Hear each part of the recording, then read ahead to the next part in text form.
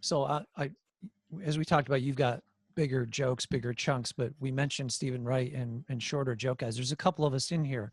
So as a fan, if you see a set where somebody's doing 15 or 16 jokes, how much do you care about cohesion there? Are you happy to just hear jokes, or are we being anal about it to worry about segues or worry about themes within, or is it just if they do their best 15 jokes, is that satisfying to you as an audience member? I mean, is it satisfying to you as an audience member? It always was to It is me. for me. I did not care that Stephen Wright was bouncing from things to things, and sometimes a contrived segue is much worse than no segue at all, right? So you're just, I mean, it's the audience is clever enough, and or maybe I don't want to go too far with giving the audience, but your best audience, your audience at whatever room that you're like, man, I can be my best self here. And that's ultimately what you want, especially from a late night set, is you're, I mean, it would probably be crazy if you thought this early on. I'm curating my audience right now, but you are. You're gonna wind up with the audience you choose, really, and or choose to perform for. So the audience that would fall for a contrived segue or some nonsense lie that you don't believe in, they're not gonna. You need to be a comedian that you would want to see. I mean, that's what it boils down to in everything I've been saying tonight. But I'm not exaggerating how much time I think about that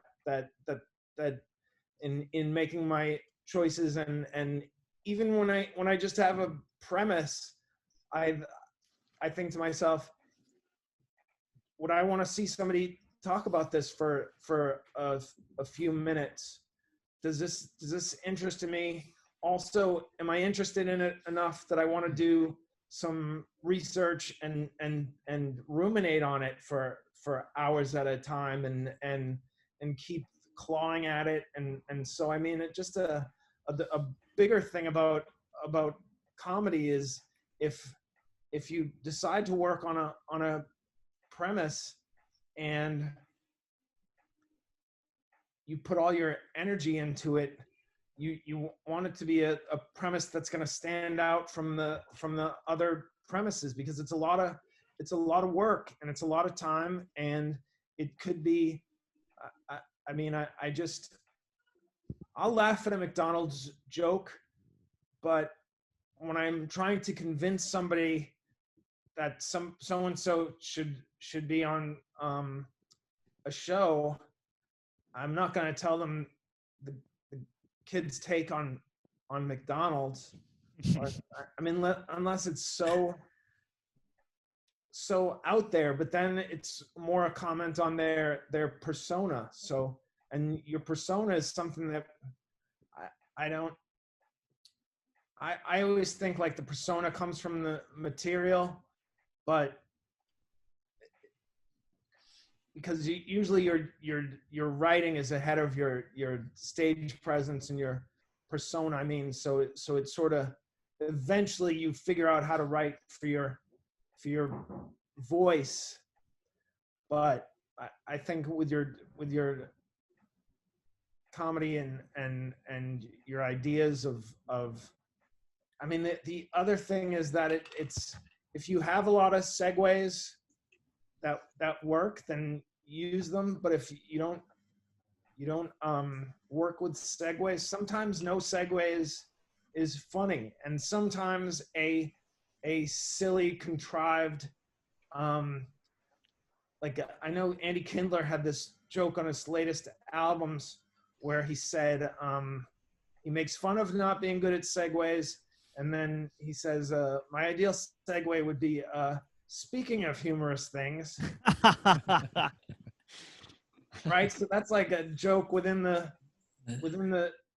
segue. So I think I think comedians interested in talking to another comedian about their sets want to do something unusual and unique. Like we're nerds about this. Obviously, it's a Sunday night, so we should strive for those Andy Kindler type. Not to do Andy Kindler, but to do your version that is in your sensibility, your idea of what's funny. I mean, the thing that drove me so long when I was when I was in the wilderness was this thing that somebody had attributed to Larry David, was that he had this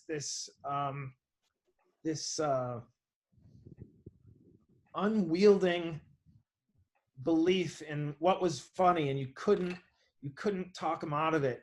And I was like, well, I don't feel that way about myself, but I need to at least entertain that idea when I'm working, and be tenacious about what I think is funny, and putting it out there. And eventually, and the sad thing is, you have to go through so many audiences that just don't get it until you find those rooms and build that audience that does get it. But it's worth it, because you don't want to you don't want to be performing for the people who like the wrong part of you,